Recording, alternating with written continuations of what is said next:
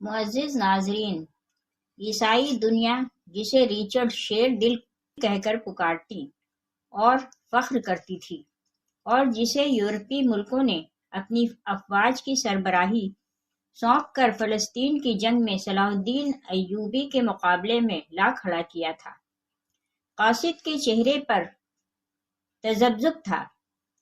وہ اپنے بادشاہ ریچرڈ کی طرف سے ایک ایسا پیغام لے کر آیا تھا جس کے بارے میں اس کا دل کہہ رہا تھا کہ مسلمانوں کا بادشاہ اس کا مثبت جواب نہیں دے سکے گا۔ سلطان صلاح الدین ایوبی نے بادشاہ ریچرڈ کا پیغام پڑھا اور قاصد پر ایک نگاہ ڈالی جس کی گھبراہٹ میں مزید اضافہ ہو گیا تھا۔ انہوں نے قاصد کی ذہنی حالت بھاپ لی تھی اور مسکراتے ہوئے نرم و خلیق لہجے میں جواب دیا، بادشاہ ریچرڈ سے کہہ دیجئے کہ ہمیں ان کی درخواست منظور ہے۔ ہم اپنے فوجی کمانڈروں کو ابھی حکم بھجوا دیتے ہیں۔ ہمیں یقین ہے کہ 7 روز تک مکمل جنگ بندی کے عارضی معاہدے پر خود شاہ ریچرڈ اور ان کی افواج بھی پوری طرح عمل کریں گے۔ صلیبی افواج کی طرف سے کوئی چھیڑخانی ہوئی تو پھر ہم یہ درخواست رد کر دیں گے۔ سلطان صلاح الدین ایوبی نے قاصد کے سراپا کا بھرپور جائزہ لیتے ہوئے کہا، ہماری طرف سے شاہ ریچرڈ کو مبارک بھی پیش کر دیں کہ وہ ایک اہم فریضے سے سبکدوش ہو رہے ہیں۔ قاصد کے چہرے کا اضطراب دور ہو چکا تھا۔ وہ سوچ بھی نہیں سکتا تھا کہ مسلمانوں کا سلطان اتنا یاز بھی ہوگا۔ دل ہی دل میں وہ یہ بھی سمجھتا تھا کہ اگر ایسی درخواست سلطان صلاح الدین ایوبی کی طرف سے بادشاہ ریچرڈ کی خدمت میں پیش کی جاتی تو وہ اسے حقارت سے ٹھکرا دیتا، بلکہ اسے سارے دربار میں سنا کر اس کا مذاق اڑاتا۔ سلطان صلاح الدین ایوبی نے ریچرڈ کی درخواست قبول کر کے فیاضی کا ایسا ثبوت پیش کیا تھا جس کا تصور بھی اس عیسائی قاصد کے لیے محال تھا۔ شاہ ریچرڈ اپنی بیٹی ماریا کی شادی کرنا چاہتا تھا۔ شادی کے جشن کے لیے اس نے عین اس زمانے میں 7 روز کے لیے جنگ بندی کی درخواست کی تھی جب صلیبی جنگ اپنے زوروں پر لڑی جا رہی تھی۔ شاہ ریچرڈ کے علاقے اور حلقے میں شادی کی تیاریاں زور شور سے ہونے لگیں۔ تھکے ماندے سپاہیوں کو بھی سستانے کا موقع مل گیا۔ عیسائی کیمپ میں فوجی شب و روز شراب پیتے اور رقص و سرور کی محفلیں برپا کرنے لگے۔ سلطان صلاح الدین ایوبی کے کیمپ میں سپاہی آرام کرتے اور اپنے خدا کی عبادت میں مصروف دکھائی دیتے۔ شادی کے جشن کی تیاریوں میں مصروف شاہ ریچرڈ کو ایک نئی بات سوجھی اور وہ اس پر عمل کرنے کے لیے تیار ہو گیا۔ قاصد پھر سلطان صلاح الدین ایوبی کے دربار میں حاضر ہوا۔ اس بار اسے یقین تھا کہ سلطان صلاح الدین ایوبی شاہ ریچرڈ کا دعوت نامہ کبھی قبول نہیں کرے گا۔ ذہین اور عاقل قاصد بڑے غور سے سلطان صلاح الدین ایوبی کے چہرے کے تاثرات سمجھنے کی کوشش کر رہا تھا۔ سلطان صلاح الدین ایوبی نے دعوت نامہ پڑھتے وقت کسی تاثر یا رد عمل کا اظہار نہیں کیا۔ سلطان نے ایک نگاہ اپنے درباریوں پر ڈالی اور پھر قاصد کی طرف دیکھا اور کہنے لگے، میں شاہ ریچرڈ کا شکر گزار ہوں کہ انہوں نے مجھے اپنی مسرتوں میں شرکت کے لیے یاد رکھا۔ شاہ ریچرڈ کو میرا پیغام دینا کہ میں شادی کی تقریب میں ضرور شرکت کروں گا۔ قاصد یہ جواب لے کر سلطان صلاح الدین ایوبی کے خیمے سے باہر نکلا تو وہ مسکرا رہا تھا۔ اس کا دل کہہ رہا تھا کہ سلطان صلاح الدین ایوبی نے اگرچہ شادی کے جشن میں شرکت کے لیے حامی بھر لی ہے لیکن وہ اپنا وعدہ ایفا نہیں کرے گا۔ بھلا کون ایسا شخص ہو سکتا ہے جو دشمنوں کی پچھاڑ میں جانے پر آمادہ ہو؟ وہ ضرور بعد میں کسی مصروفیت کا عذر پیش کر دے گا۔ شاہ ریچرڈ کی بیٹی شہزادی ماریا کی شادی کا دن آ گیا۔ پورے تزک و احتشام سے عیسائی طریقے کے مطابق شہزادی کی شادی ہوئی۔ رات کو شادی کی خوشی میں جشن کی تقریب منعقد ہونے والی تھی اور اس میں سلطان صلاح الدین کو شرکت کے لیے دعوت بھیجی گئی تھی۔ شام سے پہلے ہی صلیبی کیمپ کا گوشہ گوشہ قندیلوں اور روشنیوں سے جگمگانے لگا۔ سپاہی شراب پی رہے تھے، ناچ اور گا رہے تھے۔ شاہ ریچارڈ کے خیمے میں اس کے درباری، جنرل اور عزیز و اقارب جمع ہو چکے تھے۔ شہزادی ماریا اپنی سہیلیوں کے جھرمٹ میں نئی نویلی دلہن بنی بیٹھی تھی۔ شاہ ریچارڈ ہانکنے لگا تھا۔ وہ اپنی شجاعت کے قصیدے خود ہی پڑھ رہا تھا، بار بار اپنے سامعین کو کہہ رہا تھا کہ سلطان صلاح الدین ایوبی نہیں آئے گا، اس میں ہمارے کیمپ کا رخ کرنے کی جرأت کہاں۔ سلطان صلاح الدین ایوبی نے اپنے کیمپ میں بڑے اطمینان اور خضوع و خشوع سے عشاء کی نماز ادا کی۔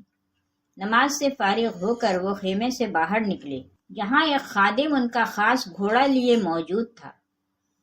سلطان صلاح الدین ایوبی گھوڑے پر سوار ہوئے اور گھوڑا چلنے لگا۔ سلطان صلاح الدین ایوبی کے پیچھے 2 گھڑ سوار بھی چلے آ رہے تھے، جو شادی کے تحائف اٹھائے ہوئے تھے۔ اب رات بہت ہو گئی۔ شاہ معظم، ایک درباری نے شاہ ریچارڈ کو مخاطب کر کے کہا، مسلمانوں کا سلطان نہیں آئے گا اب کھانے۔ شاہ ریچارڈ نے اس کی بات کاٹتے ہوئے کہا، مجھے معلوم تھا وہ نہیں آئے گا۔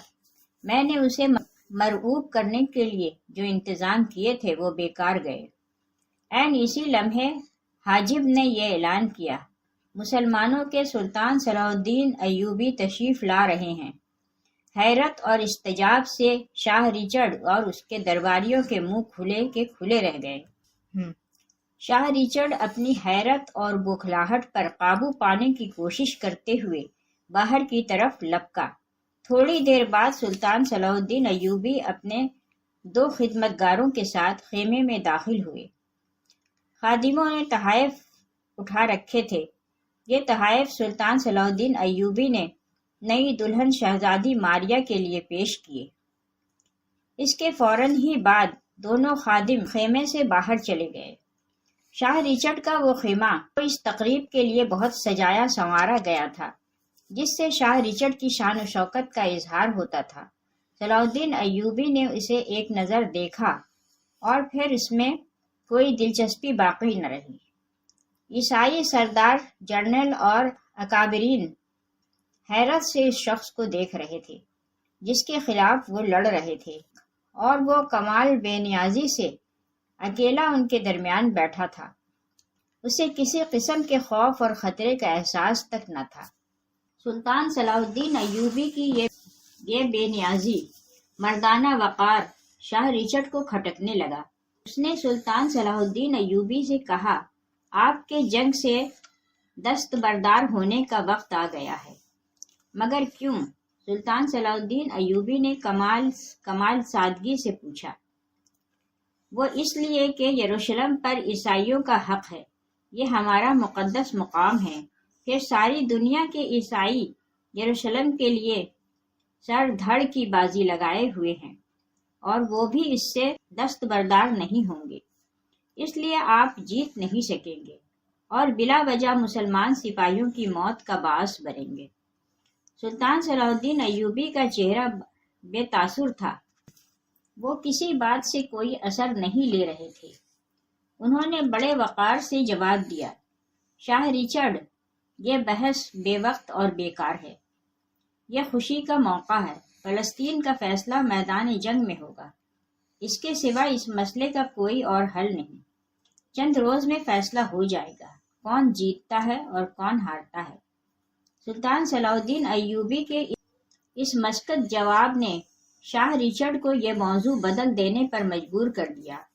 وہ دیکھ رہا تھا کہ اس کے درباری اور اس کے جنرل سلطان صلاح الدین ایوبی کی سنجیدگی اور بے خوفی سے متاثر ہوتے چلے جا رہے۔ اب شاہ ریچارڈ نے اپنا خفیہ ہتھیار استعمال کرنے کا فیصلہ کیا۔ اس نے بعض ماہر سپاہیوں کو خاص جنگی کرتب دکھانے کے لیے تیار کیا تھا۔ اس کے اشارے پر وہ سپاہی آ گئے۔ واقعی ان کے کرتب متاثر کرنے والے تھے۔ انہوں نے اپنی بہادری اور شجاعت کے ایسے نمونے پیش کیے کہ تمام درباری اش اش کر اٹھے۔ سلطان صلاح الدین ایوبی تلواروں کا ماہرانہ کھیل غور سے یوں دیکھ رہے تھے جیسے اسے ان مظاہروں میں دلچسپی تو ہے مگر وہ ان سے زیادہ اثر نہیں لے رہے۔ مظاہرے ختم ہوئے تو شاہ ریچارڈ نے بڑی بے فکری سے کہا، سلطان، آپ نے دیکھا میرے پاس کیسے کیسے ماہر اور بہادر سپاہی ہیں۔ کیا آپ کے سپاہی ان کا مقابلہ کر سکیں گے؟ اس لیے میں کہتا ہوں کہ آپ جنگ ختم کر کے واپس چلے جائیں۔ سلطان صلاح الدین ایوبی اپنی نشست سے اٹھے۔ انہوں نے اپنی حلالی تلوار نیام سے نکالی تو اس کی آب و تاب سے دیکھنے والوں کی آنکھیں خیرہ ہونے لگیں۔ سلطان کے چہرے پر بلا کا وقار تھا۔ انہوں نے آہستہ سے کہا، میں صرف ایک چیز دکھاتا ہوں، پھر آپ جواب دیجیے گا، کیا آپ کا ایک بھی سپاہی تلوار کے ایسے ماہرانہ استعمال کی صلاحیت رکھتا ہے؟ یہ کہہ کر سلطان صلاح الدین ایوبی بڑے وقار سے چلتے ہوئے دلہن شہزادی ماریہ کے پاس پہنچے اور بڑے نرم لہجے میں کہا، شہزادی، کیا میں آپ کا یہ انتہائی ریشمی مہین دوپٹہ لے سکتا ہوں؟ سب کی نگاہیں سلطان صلاح الدین ایوبی اور اس کی تلوار پر جمی ہوئی تھیں۔ شہزادی ماریہ بھی بوکھلا گئی۔ ہاں سلطان معظم، آپ لے سکتے ہیں۔ اس نے کانپتے ہاتھوں سے اپنا قیمتی سفید رنگ کا بہت ملائم بہت ماہین ریشمی دوپٹہ اتار کر سلطان کے سامنے پیش کر دیا۔ سلطان نے شکریہ ادا کرتے ہوئے وہ دوپٹہ لیا، شاہ ریچارڈ پر ایک نگاہ ڈالی، پھر وہاں موجود تمام جنرلوں اور درباریوں کو وقار بھرے انداز میں دیکھا اور وہ نازک دوپٹہ ہوا میں اچھال دیا۔ اس سے پہلے کہ وہ دوپٹہ زمین پر آتا، سلطان نے لپک کر اس پر اپنی تلوار سے وار کیا اور وہ دو ٹکڑے ہو گیا۔ سلطان صلاح الدین ایوبی نے اپنی تلوار نیام میں ڈالتے ہوئے کہا، کیا شاہ ریچارڈ، آپ خود یا آپ کی فوج میں کوئی ماہر تغزن ہے جس کی تلوار ایسے نرم اور مہین دوپٹے کو کاٹ سکے؟ کوئی ہے تو اسے کہیے کہ آئے اور اس کا ثبوت پیش کرے۔ پورے دربار پر سناٹا چھا گیا۔ کوئی ایسا نہ تھا جس کی تلوار کی دھار اتنی تیز ہو اور کوئی ایسا نہ تھا جو سلطان صلاح الدین ایوبی جیسی مہارت رکھتا ہو۔ سلطان صلاح الدین ایوبی متانت و وقار سے کھڑے رہے۔ پھر جب کوئی نہ آیا تو انہوں نے جانے کی اجازت چاہی اور اعتماد کے ساتھ قدم اٹھاتے ہوئے اکیلے ہی خیمے سے باہر نکل گئے۔